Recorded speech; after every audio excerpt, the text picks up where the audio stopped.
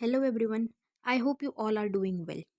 हम करने जा रहे हैं अपनी प्रीलिम्स की डेली प्रैक्टिस सीरीज़ को स्टार्ट। सो गाइस, आज का हमारा टॉपिक है फिजिकल ज्योग्राफी। फिजिकल ज्योग्राफी के हम 40 क्वेश्चंस देख चुके हैं गाइस। अब हम अपने आगे के क्वेश्चंस को देखेंगे, राइट। सो गाइस, आप अपने साथ एक पेन और पेपर लेके बैठिएगा और जैसे मैं आपको स्क्रीन पे क्वेश्चन शो करूँगी, आप अपने क्वेश्चन को देख के आप अपना आंसर अपने पास लिखिएगा, नोट कीजिएगा और एट द एंड उसके बाद मैं आपको उसका आंसर बताऊंगी। आप अपना आंसर चेक कीजिएगा और एट द एंड आप अपना स्कोर कैलकुलेट करके हमारे साथ कमेंट सेक्शन पे ज़रूर शेयर कीजिएगा। और गाइज, अगर आप लोगों ने जो पहले फिजिकल ज्योग्राफी के 2 सेशंस हो चुके हैं जिसमें हमने 40 क्वेश्चंस टोटल हम देख चुके हैं, वहाँ पे प्रैक्टिस कर चुके हैं, तो आप वो क्वेश्चंस को भी ज़रूर प्रैक्टिस कीजिएगा। ठीक है गाइज। तो शुरू करने से पहले गाइज मैं आपको अपने कोर्सेज़ के बारे में बता दूं तो हमारा करंट अफेयर्स कोर्स रन कर रहा है गाइज, जिसमें आप लोगों के लिए डेली बेसिस पे वीडियो लेक्चर्स दिए जाते हैं और साथ ही साथ पीडीएफ्स भी दी जाती हैं हमारे टेलीग्राम चैनल पे। और गाइज, अगर आप हमारा पेड कोर्स ज्वाइन करते हैं करंट अफेयर्स का, तो आपके लिए लाइव डाउट सेशंस कंडक्ट किए जाते हैं और साथ ही साथ रेगुलरली रिवीजन भी करवाई जाती है। हमारा जीएस का pre plus mains batch run कर रहा है गाइज, बिल्कुल ज़ीरो से तैयारी वाला बैच है। उसमें आपको बेसिक एनसीईआरटी 6 क्लास से लेके एडवांस्ड बुक्स तक की कवरेज करवाई जाएगी। और बेसिक से गाइज इसलिए करवाया जा रहा है आपको, ताकि आपका फाउंडेशन बिल्डअप हो जाए। फाउंडेशन बिल्डअप होगा तो आपको कॉन्सेप्ट क्लैरिटी हो जाएगी और कॉन्सेप्ट क्लैरिटी से गाइज आपकी अंडरस्टैंडिंग डेवलप होगी हर एक टॉपिक, हर एक कॉन्सेप्ट से related. And understanding is what UPSC demands. So इसीलिए गाइज, अगर आप इस बैच को ज्वाइन करेंगे, डेडिकेटेडली फॉलो करेंगे, तो आपको एग्जाम निकालने से कोई नहीं रोक सकता गाइज। सो ये बैच बहुत इंपॉर्टेंट है, हाईली रिकमेंडेड, ज़रूर ज़रूर ज्वाइन कीजिएगा गाइज। और हमारा मेंस का भी आंसर राइटिंग बैच रन कर रहेगा इस, जिसमें आपके लिए फ्री सीरीज चलाई गई है। आप आपको मॉर्निंग में टेलीग्राम चैनल पे कुछ क्वेश्चंस दिए जाते हैं, ऑल डे लॉन्ग आप उन क्वेश्चंस को अटेम्प्ट करते हैं और रात को 8 बजे आपको उनका वीडियो एनालिसिस और पीडीएफ दे दी जाती है हमारे टेलीग्राम चैनल पे ही। और गाइज, हमारा मेंस का पेड आंसर राइटिंग बैच भी लॉन्च हो चुका है, जिसमें आपको 500 प्लस क्वेश्चंस की प्रैक्टिस कराई जाएगी और हमारी एक्सपर्ट फैकल्टी हैं, वो आपके क्वेश्चंस को इवैल्यूएट करेंगे और आपको इम्प्रूव करने में हेल्प करेंगे। और जो इवैल्यूएशन है वो गाइस दोनों ही लैंग्वेजेस में होगा, इंग्लिश में भी और हिंदी में भी। तो ये बैच इंग्लिश मीडियम और हिंदी मीडियम दोनों ही स्टूडेंट्स के लिए सूटेबल है। और जो आंसर राइटिंग है वो गाइस बेसिक से आपको करानी स्टार्ट करेंगे, बिल्कुल छोटे छोटे से आपको करानी स्टार्ट करेंगे, ताकि आप थोड़ा सा रम जाएं उसमें, आप थोड़ा सा समझ जाएं किस तरीके से की जाती है और धीरे धीरे आपको एडवांस लेवल तक लेके जाएंगे। सो बहुत अच्छा बैच होने वाला है गाइज, बहुत बेनिफिशियल होने वाला है, तो ज़रूर ज्वाइन कीजिएगा। ज्वाइन करने के लिए आप नीचे दिए गए नंबर 9713282838 पे व्हाट्सएप टेलीग्राम के थ्रू कॉन्टैक्ट करके आप कोर्सेज़ की डिटेल्स ले सकते हैं और कोर्सेज़ को ज्वाइन कर सकते हैं। तो चलिए गाइज, अपना आज का प्रीलिम्स की सीरीज़ प्रीलिम्स प्रैक्टिस स्टार्ट करते हैं। First question of the day is temperature and rainfall of a meteorological station are given below.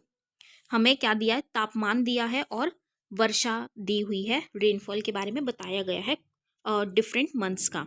ठीक है, यहाँ पे हमें क्या बताया गया है? एवरेज टेम्परेचर, मतलब औसत तापमान दिया गया है 12.8 degree Celsius.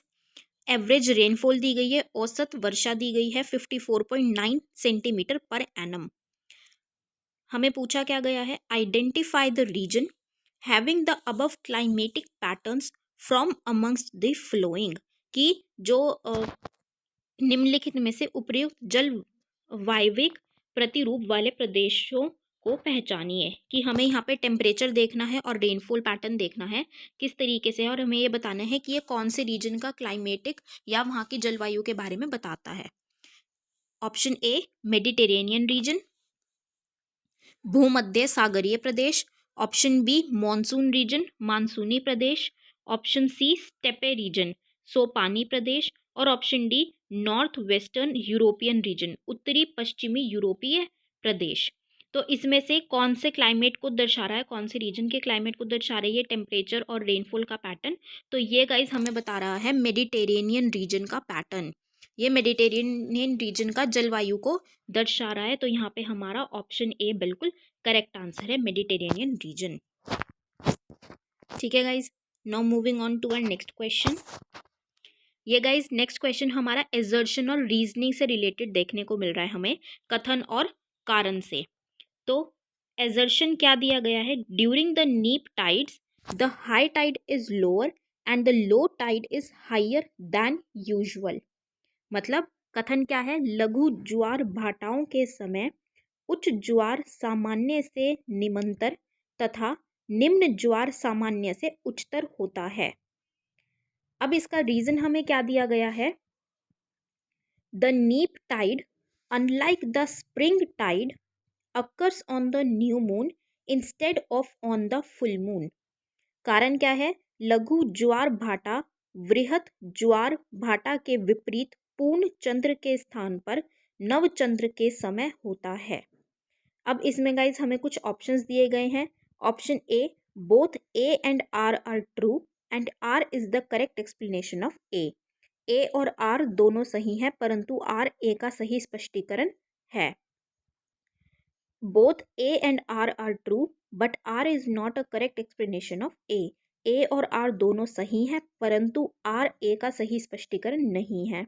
Option C, A is true but R is false, A सही है परंतु आर गलत है। और option D, A is false but R is true, कि ए गलत है और आर सही है। तो गाइज यहाँ पे जो हमारा करेक्ट आंसर है वो है ऑप्शन सी, ए हमारा ट्रू है, कि जब हम हाई टाइड्स की बात सॉरी नीप टाइड्स की बात करते हैं तो उसमें हाई टाइड कम लोअर हो जाती है, कम उसकी देखने को मिलती है, और जो लो टाइड्स हैं वो कंपैरेटिवली जो यूजुअली होती है उससे हाइयर होती है।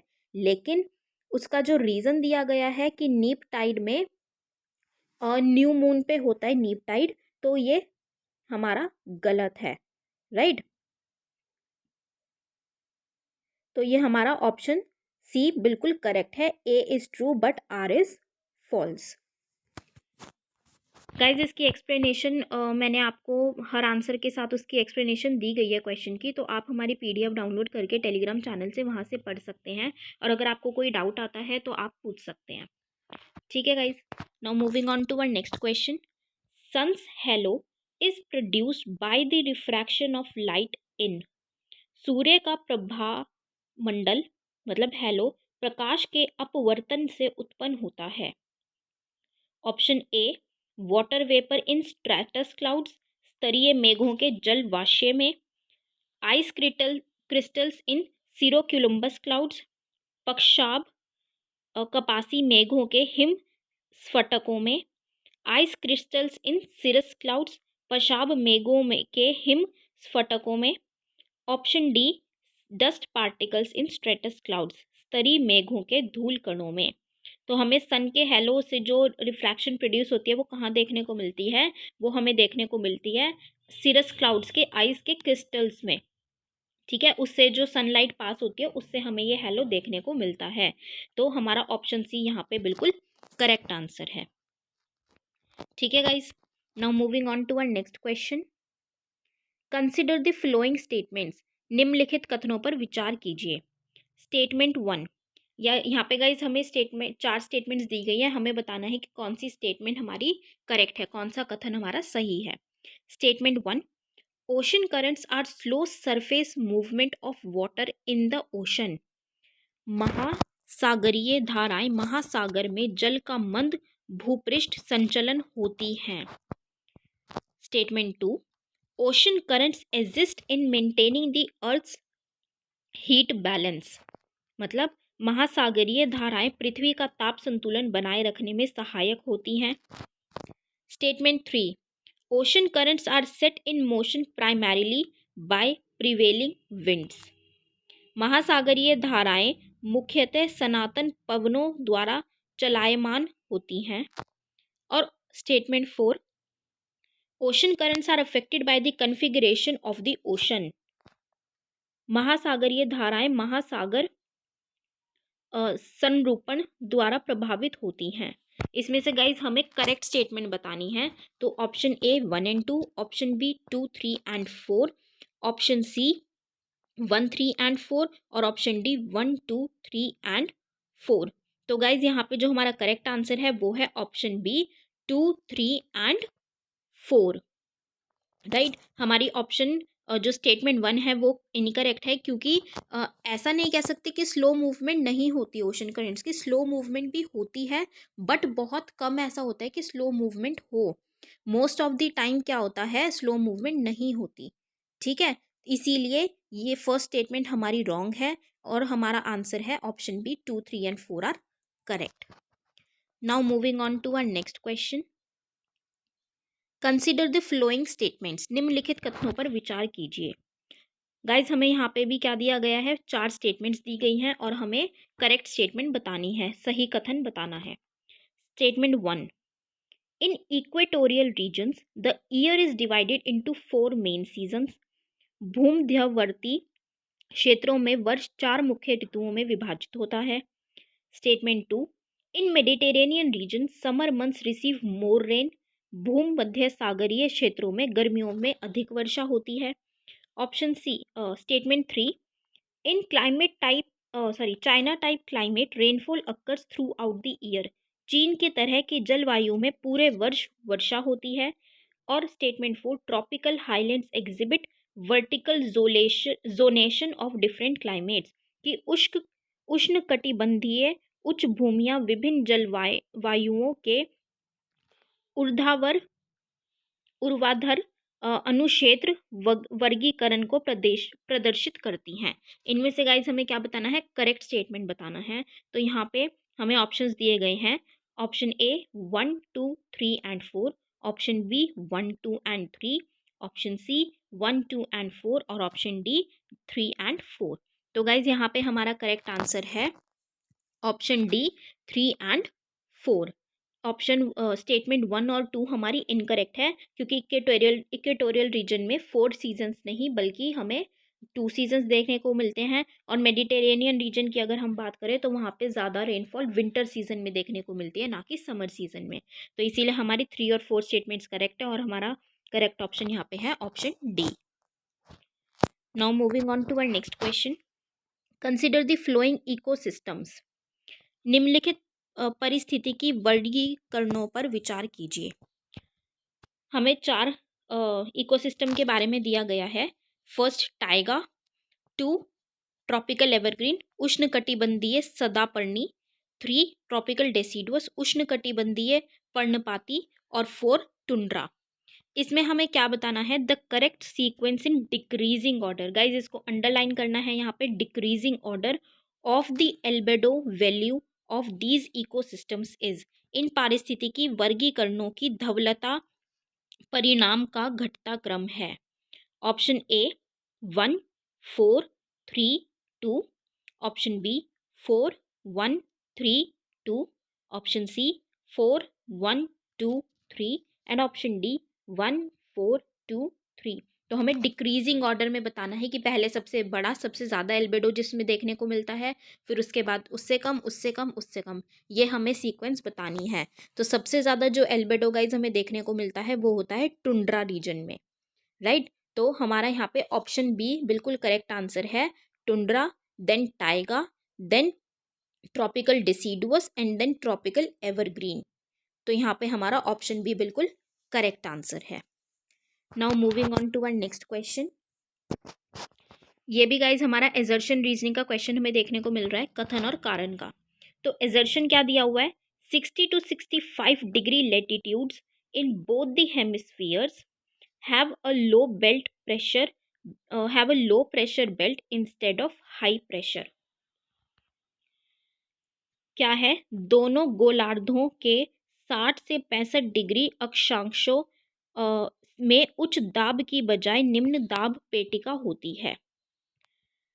रीजन क्या है, the low pressure areas are permanent over oceans rather than on land. निम्न दाब क्षेत्र भूमि पर नहीं बल्कि महासागरों पर स्थायी होते हैं। हमें ऑप्शंस दिए गए हैं guys, option A both A and R are true, दोनों ए और आर सही हैं, and R is the correct explanation of A. R क्या है, सही स्पष्टीकरण है। Option B both A and R are true, दोनों ए और आर सही हैं, but R is not correct explanation of A, परंतु आर ए का सही स्पष्टीकरण नहीं है। C A is true but R is false, A सही है परंतु आर गलत है। और D A is false but R is true, कि ए गलत है परंतु आर सही है। तो गाइज हमारा यहाँ पे करेक्ट ऑप्शन है ऑप्शन सी।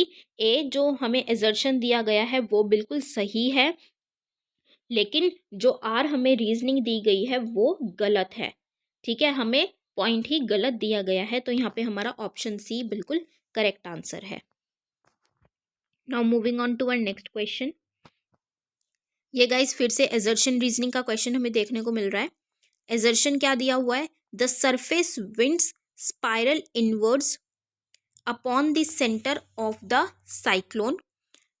पृष्ठीय वायु चक्रवात के केंद्र के ऊपर आभ्यंतर कुंडलित होती है। रीजन क्या है? Air descends in the centre of the cyclone. हवा चक्रवात के केंद्र में अवरोहित होती है। ठीक है, हमें यहाँ पे ऑप्शंस दिए गए हैं, both A and R are true and R is the correct explanation of A. A और आर दोनों सही हैं और आर उसका सही स्पष्टीकरण है। B, both A and R are true but R is not a correct explanation of A. दोनों ए और आर सही हैं लेकिन आर उसका सही स्पष्टीकरण नहीं है।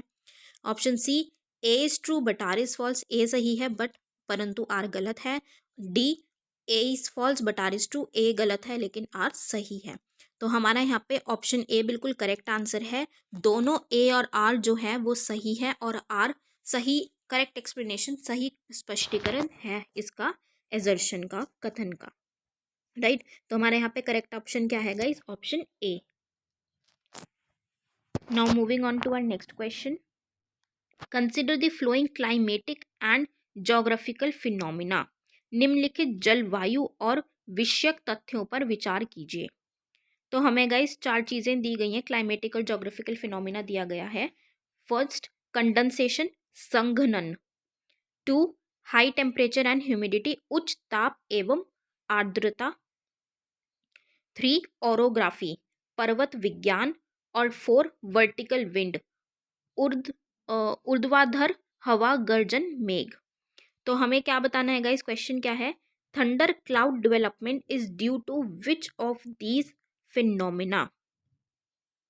कि जो इसमें जो गर्जन वाले बादल होते हैं, गरजने वाले जो बादल होते हैं, बादलों का विकास किस किस तथ्य के कारण होता है? गरजने वाले बादलों का विकास किसके कारण होता है इनमें से? Option A 1 and 2, option B 2, 3 and 4, option C 1, 3 and 4 और ऑप्शन डी 1, 2, 3 एंड 4। तो गाइस जो थंडर क्लाउड होते हैं, मतलब जो गरजने वाले बादल होते हैं, उनका विकास इन चारों ही फिनोमिना से होता है। तो हमारा यहाँ पे ऑप्शन डी बिल्कुल करेक्ट आंसर है। 1, 2, 3 एंड 4 ऑल आर करेक्ट। तो हमारा यहाँ पे करेक्ट आंसर क्या है? Option D. Now moving on to our next question.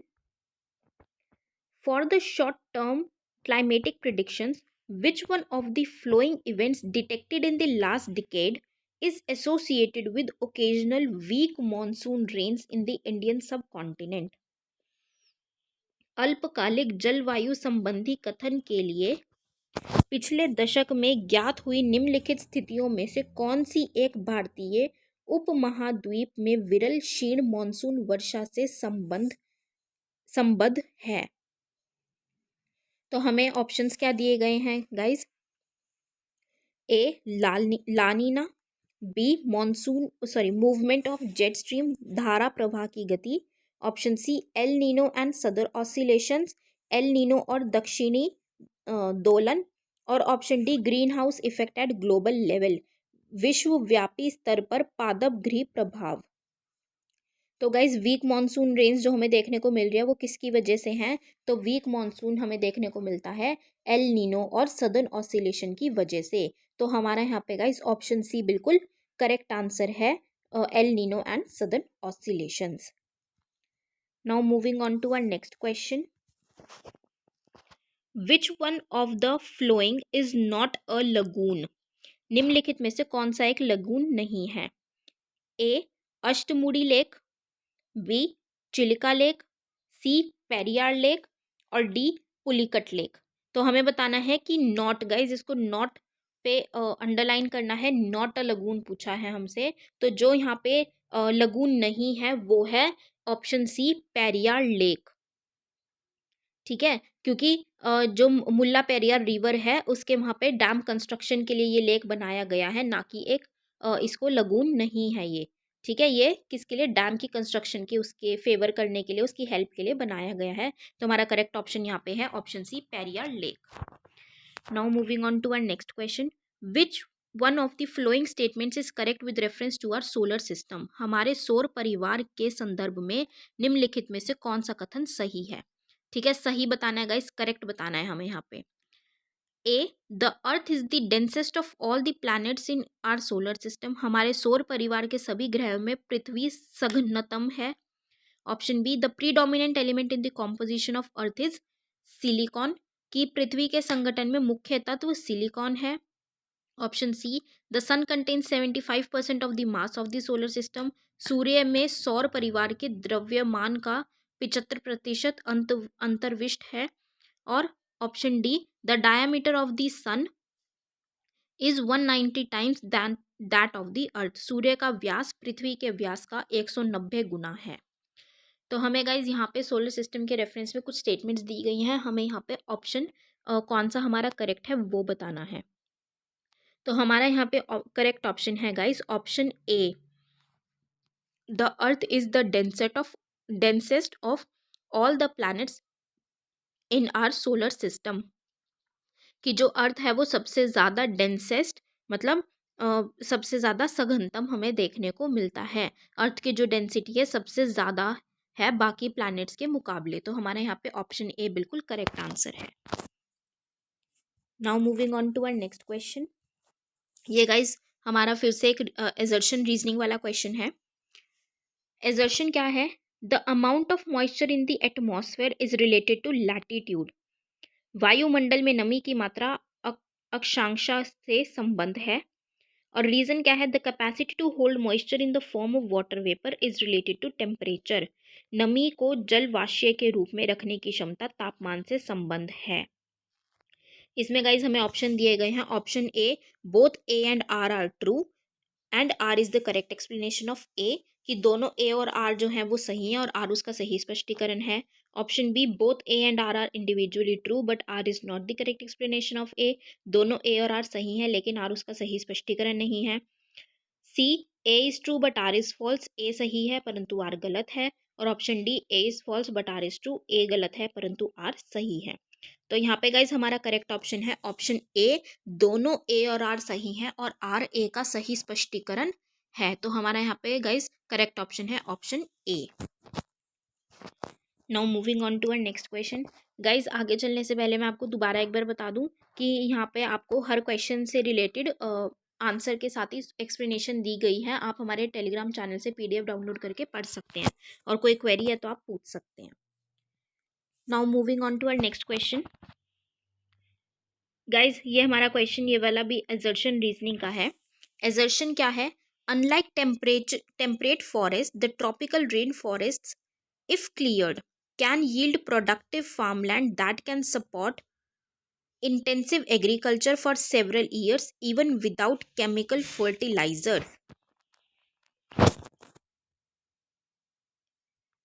कथन क्या है, शीतोष्ण वनों के विपरीत यदि उष्ण कटिबंधीय वर्षा वनों का निरीक्षण किया जाए तो उत्पादी कृषि स्थल निकलते हैं जो कई वर्षों तक रासायनिक उर्वरकों को बिना भी गहन कृषि का भरण पोषण कर सकते हैं। रीजन क्या है, the primary productivity of the temperature rain forest is very high when compare to that of temperate forest. कि जो शीतोष्ण वनों की तुलना में उष्ण कटिबंधीय वर्षा वनों की प्रधान उत्पादकता बहुत अधिक होती है। तो हमें गाइज यहाँ पे ऑप्शंस क्या दिए गए हैं, both A and R are individually true and R is the correct explanation of A. कि दोनों ए और आर सही हैं और आर उसका सही स्पष्टीकरण है। Option B, both A and R individually true but R is not the correct explanation of A. दोनों ए और आर सही है लेकिन आर उसका सही स्पष्टीकरण नहीं है। Option C, A is true but R is false. A सही है परंतु आर गलत है। और option D, A is false but R is true. A गलत है परंतु आर सही है।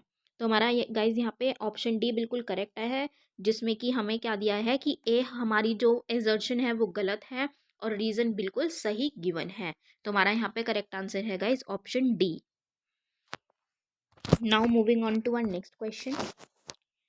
एजर्शन दिया गया है guys, areas lying within 5 to 8 degrees latitude on either side of the equator receive rainfall throughout the year. भूमध्य रेखा के दोनों और 5 से 8 डिग्री अक्षांश तक के क्षेत्रों में वर्ष भर वर्षा होती है।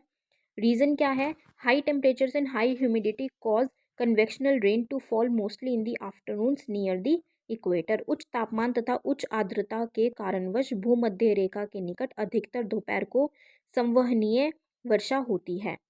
अब हमें ऑप्शंस दिए गए हैं, both A and R true and R is the correct explanation of A. दोनों ए और आर सही है, पर किंतु और आर उसका सही स्पष्टीकरण है।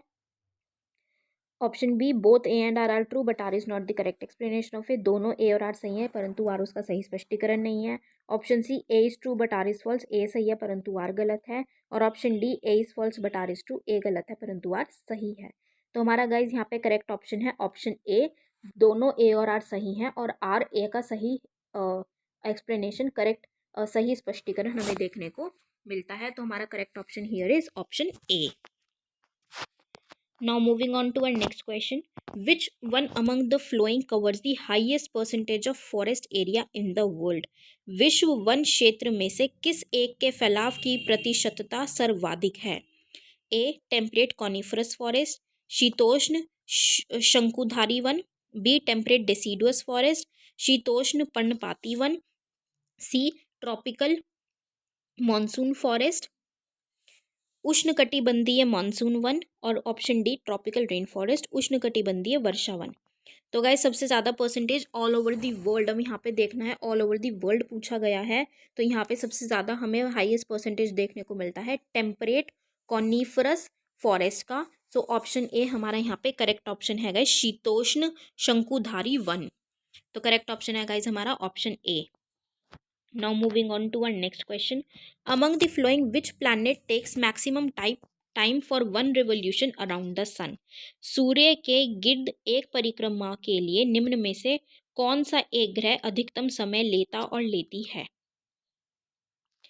ऑप्शन ए, पृथ्वी, ऑप्शन बी, जुपिटर मतलब बृहस्पति, ऑप्शन सी, मार्स मंगल, और ऑप्शन डी, वीनस शुक्र। तो सबसे ज़्यादा टाइम अर्थ जो लेता है प्लैनेट सन का एक रेवोल्यूशन करने में, वो है ऑप्शन बी, जुपिटर। जुपिटर सबसे ज़्यादा टाइम लेता है वन रेवोल्यूशन कंप्लीट करने में। ठीक है, तो गाइज यहाँ पे हमारा ऑप्शन बी, जुपिटर बिल्कुल करेक्ट आंसर है। देखिए जुपिटर कितना लेता है, 11 ईयर 86 डेज लेता है, right. Now moving on to our next question. हमें एजर्शन दिया गया है, thickness of the atmosphere is maximum over the equator. भूमध्य रेखा के ऊपर वायुमंडल की मोटाई अधिकतम है। Reason, high insolation and strong convection currents occur over the equator. भूमध्य रेखा के ऊपर उच्च सूर्यताप एवं तीव्र संवहनी धाराएं बहती हैं। तो हमें ऑप्शंस दिए गए हैं, option A, both A and R true and R is the correct explanation of A. दोनों ए और आर सही है, आर उसका सही स्पष्टीकरण है। बी, और both A and R true but R is not correct explanation of A. दोनों ए और आर सही है परंतु आर उसकी करेक्ट सही स्पष्टीकरण नहीं है। C, A is true but R is false. A सही है परंतु आर गलत है। और D, A is false but R is true. A गलत है परंतु आर सही है। तो गाइज यहाँ पे हमारा करेक्ट ऑप्शन है option A, sorry option D, A is false but R is true. A हमारा यहाँ पे गलत है क्योंकि जो सबसे ज़्यादा थिकनेस हमें हाई लैटिट्यूड्स में देखने को मिलती है, सबसे ज़्यादा थिकनेस हमें मतलब हाई लैटिट्यूड्स मतलब पोल्स पे देखने को मिलती है, ना कि इक्वेटर पे। तो इसीलिए हमारा एजर्शन गलत है और हमारा जो आर है रीज़न है वो बिल्कुल सही है। तो हमारा ऑप्शन डी यहाँ पे बिल्कुल करेक्ट आंसर है। Now moving on to our next question. Where is the volcanic mountain Mount Saint Helens located? ज्वालामुखी पर्वत माउंट सेंट हेलेंस कहाँ स्थित है? A, Chile, B, Japan, C, Philippines, और डी, यूएसए संयुक्त राज्य अमेरिका। तो कहाँ पे ये Saint Helens volcanic mountain located है? तो ये हमारा लोकेटेड है यूएसए में, यूनाइटेड स्टेट्स ऑफ अमेरिका। तो गाइज हमारा यहाँ पे करेक्ट ऑप्शन है option D, United States of America संयुक्त राज्य America. Now moving on to the last question of the day guys. इसमें हमें एजर्शन दिया गया है the same face of the moon is always presented to the earth.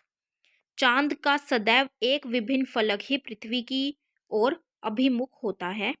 Reason the moon rotates about its own axis in 23.5 days which is about the same time that it takes to orbit the earth. चांद अपने